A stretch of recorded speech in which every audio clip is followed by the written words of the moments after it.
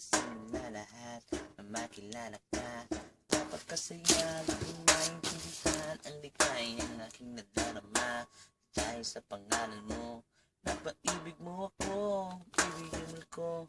Dapat kasi pinanawitin ko, pero ginawa ko to't pinaghirapan ko. Hindi ko to sinulat gamit ang utak ko. Alam mo na, kasi naman mahal kita. Kasi si baby yung muna, dumating ka pa. Lahat sa akin, nakalimutan ko maging problema. Lahat ng mga guts ko, agad nawawala na. Ikaw kasi ang babaeng dapat na inibig, na kahit simple lang kapag kasama ka. Lahat ng mga tao ko ay walang hangganan na. Simula ito nang makilala ka. Nakita ko sa FB ang ganda ng dalaga. Ito si baby yung pinaka na inibig ko, pinaka maganda. Simple na siya, maputi.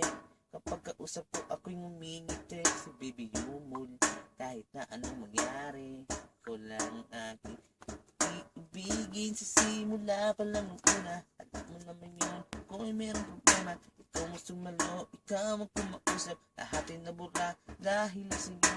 Kasi ikaw ang babae na dapat kong ibigin at tunay na nagmamahal. Yeah, kasi walang kaplastikan. Kasi naman lahat gusto ko na gusto ko mangyari. Kalimutan ko ito na medyo magulo. Kung iisipin mo dahil sa pangalan mo, nahulog din ako. Kasi na simple na makilala kang babaeng pinakamamahal. Sana ay mangyari lahat ng mga pangarap ko ay matupad.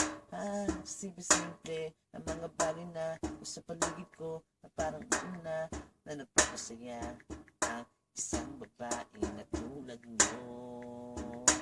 Baby, you mo na buhay ko. Sana man magustuhan mo to. Alam mo ba, baby Humul, mahal ko. Ito'y simpleng talent lang. Pasensya na kung hindi masyadong preparado. Mahal kita, alam mo yan. Simula una pa lang nang makilala kita. Simula nung, alam mo na, yung may problema ako. Naintindihan mo ako dahil sa comment mo. Ibig mo ako. Mahal na mahal kita eh. No words. Hindi mo pwedeng kumpara. Wala kang pwedeng kumpara sa pag-ibig ko. Sabi ko ngayon, di ba? Sana lahat ng mga pangarap ko sa iyo, lahat ng mga gusto kong mangyari, lahat ng mga plano ko, sana kasabay mo ako. Ito pa rin natin to. Kahit na malayo tayo, isang taon man ako mawala, sana wala magbago. Alam mo yan, baby mo, mahal ko.